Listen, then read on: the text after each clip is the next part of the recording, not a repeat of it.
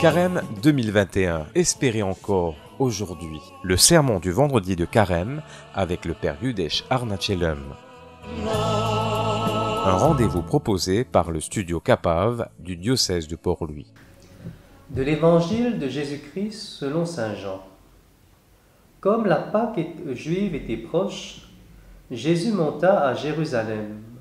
Dans le temple, il trouva installés les marchands de bœufs, de brebis et de colombes, et les changeurs. Il fit un fouet avec des cordes, et les chassa tous du temple, ainsi que les brebis et les bœufs. Il jeta par terre la monnaie des changeurs, renversa le comptoir, et dit aux marchands de colombes, « Enlevez cela d'ici, cessez de faire de la maison de mon Père une maison de commerce. » Ses disciples se rappelaient qu'il est écrit, « L'amour de ta maison fera mon tourment. » Des Juifs l'interpellèrent, « Quel signe peux-tu nous donner pour agir ainsi ?»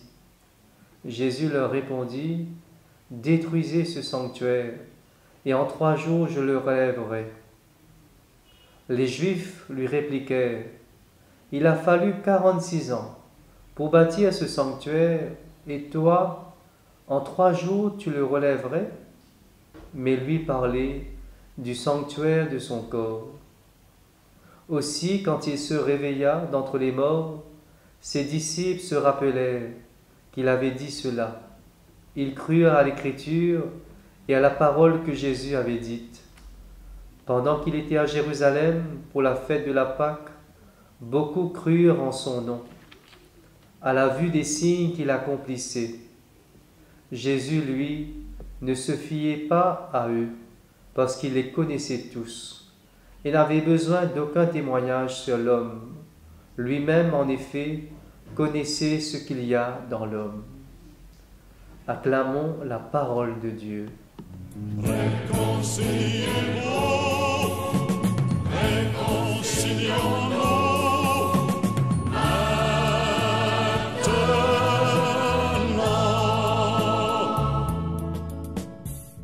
Bonsoir à tous, voilà nous retrouvons ce soir pour notre 3e sermon de Carême, que nous invitons à accueillir les signes que Dieu nous donne chaque jour. Souvent nous redemandons des signes grandioses, des grands miracles, des choses vraiment extraordinaires, que nous en recherche des signes, nous en quête de sens, des signes miraculeux, nous envie comme si donner un sens à notre existence. Or, la parole de Dieu aujourd'hui, les vient éclaire nous, et il invite-nous à contempler les signes que Dieu nous donne. Si nous regardons bien dans l'Écriture, dans la Bible, dans le livre de l'Exode, le premier signe qui nous découvert, c'est le don de la loi, les 10 commandements. C'est le signe bienveillant de Dieu envers le peuple d'Israël, qui envie vraiment le bonheur de son peuple. C'est la loi qui vient libérer, qui vient donner la vie au peuple. Et la loi de Dieu, c'est pas la loi pour venir enfermer nous, c'est pour nous apprendre à vivre dans l'harmonie, dans le respect des uns des autres. Si bon Dieu nous donne les 10 commandements, c'est parce que il compte en nous. Et il a envie qu'ils nous vivent heureux. C'est vrai, dans les 10 commandements, il y a un interdit. Tu ne voleras pas, tu ne commettras pas de meurtre, tu n'adoreras pas des idoles, pas d'adultère, tu ne pas faire de faux témoignages. Enfin, il y a plusieurs commandements. C'est interdit vraiment pour éviter nous de tomber dans les esclavages modernes, dans toutes sortes d'esclavages. Peut-être la question qui nous besoin poser aujourd'hui, quels sont nos esclavages modernes aujourd'hui? Des fois, nous rôdons plus, toujours plus. Quand l'argent, c'est vrai, c'est un besoin nécessaire, mais les capables viennent enfermer nous. Les capables vraiment, nous capables viennent plus égoïstes si nous trop attachés à l'argent. Les vignes nous idolent. Des fois, nous passons à côté de la vie, du souffle de vie qui habite en nous. Nous sommes capables d'être indifférents de nos bonnes frères, de nos bonnes sœurs. Et la pandémie Covid-19, il fait nous prendre conscience qu'il n'est pas le maître du monde.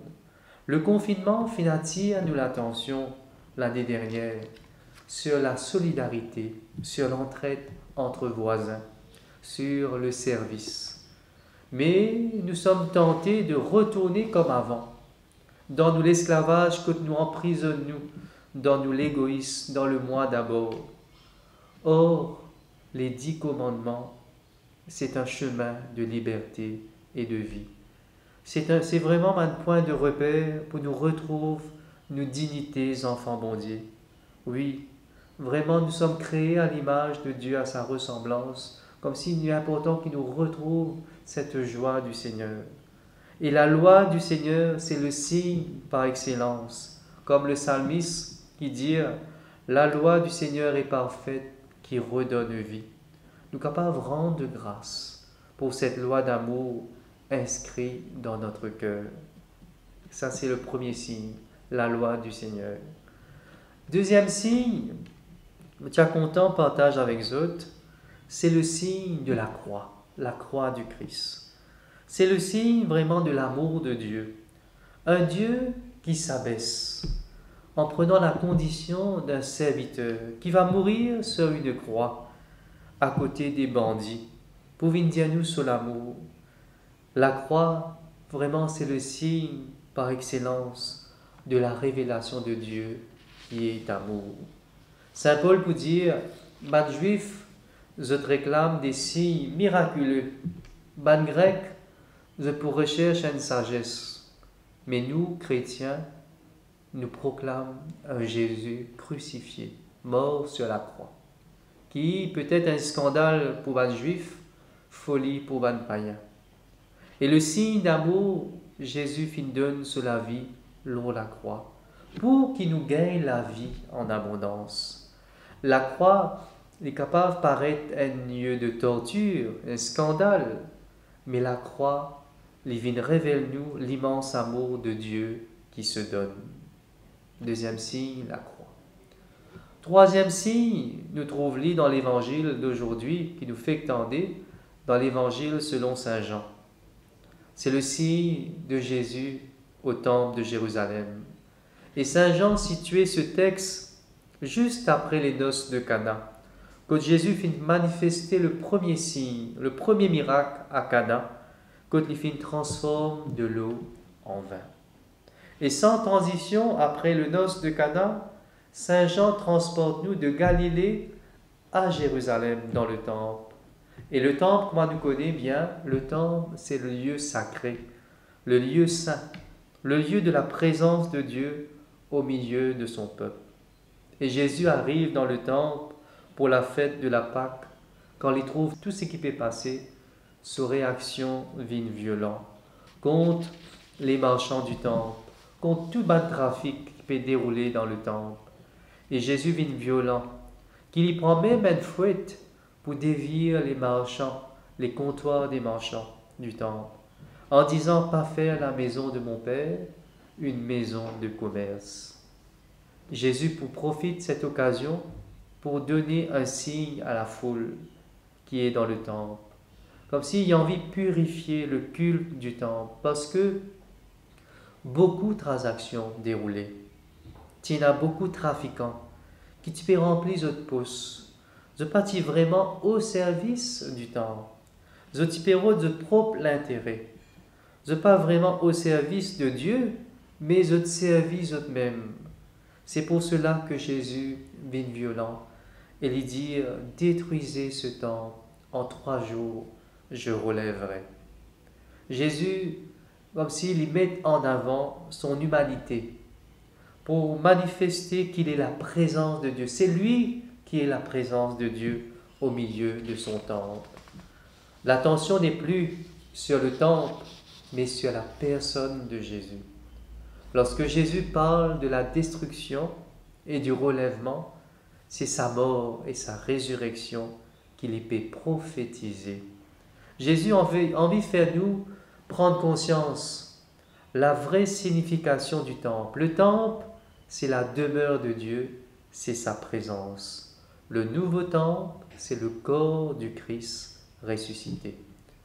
Oui, mes amis, les trois signes, la loi, la croix et le temple, nous sont donnés pour nous convertir.